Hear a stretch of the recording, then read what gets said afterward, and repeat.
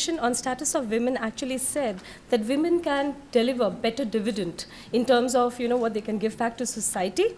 They can actually contribute to poverty reduction, food production, and also decrease child malnutrition. These are totally connected with each other, which means in overall sense that actually if they can take care of themselves and their family, that itself is a very big contribution to a progressive society. There are some obvious socioeconomic constraints that all women, whether they are rural or urban, that they face. There are law restrictions, there are social norm restrictions. ये नहीं पहनना, यहाँ नहीं जाना, अपने पसंद का course नहीं करना. These are all restrictions imposed by norms. You have 33% reservation in the parliament for women, but how many women are there in the parliament? So obviously, government has done its bit by giving a policy, giving a law, but nobody is enacting them or nobody is helping in advancing them. So the advancement is really lacking. And the advancement is going to be part of us, because nation is not corporates, nation is people. People is us. Also, corporates are not objects, they are employees, and employees are people. So all of us, so CSR and ISR is very much interconnected, but how do we kind of fill that gap? I'll talk about corporates because corporates have the power. Actually, there is a company, there's a profit-making business, which certainly has profits, and now with the new law that you have to give back 2% of your profits to the society in whatever ways they want.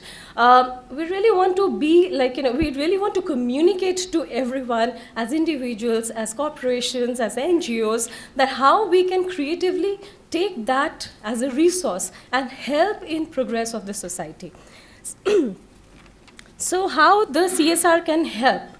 CSR actually can, give a platform to already existing initiatives, so that all the NGOs, जो भी छोटे-छोटे सामाजिक संस्था काम कर रहे हैं, creative काम कर रहे हैं. The other thing is actually motivate deserving women. So I think we have women like that. Definitely हमें ऐसे लोगों को प्रोत्साहन देना चाहिए.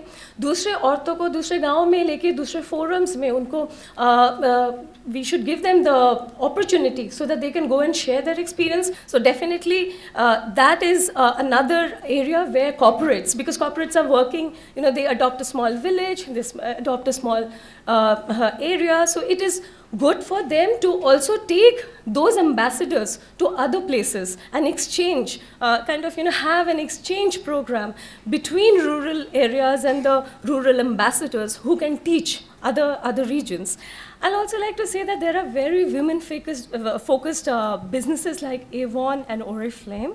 Not that they have paid me to come and promote their products here, but yes, those are things that why they are actually developing very women-focused entrepreneurship is because they want to organize women, give them more opportunities, and they also have, like Avon has the Avon Foundation for Cancer, Breast Cancer Crusader. That itself is an example where Avon is not only just selling their products through women, they're also doing something for women collectively.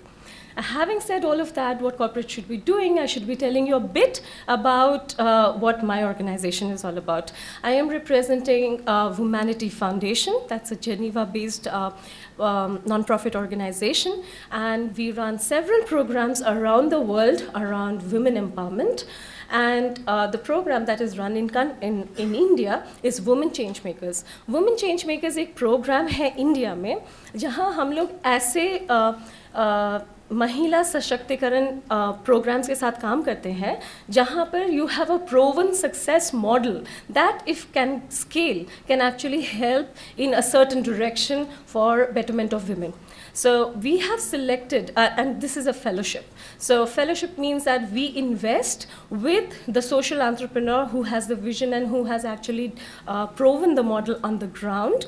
We help with all kind of professional help, so that professional services that can help them to impact and scale their programs and reach to larger masses. We had selected our first fellow, Safina Hussain, who runs an organization called Educate Girls.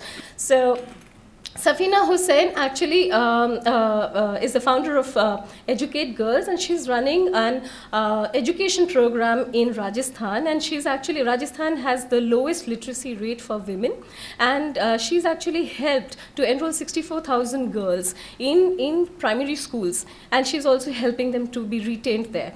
What Women Changemakers is doing is getting all the corporate partners to help her in scaling her program in different directions. Like, for example, HR, having good HR systems, having good monitoring and evaluation systems, so things like that. So we definitely want to invite more corporates to come and join hands in helping such social entrepreneurs. Thank you so much.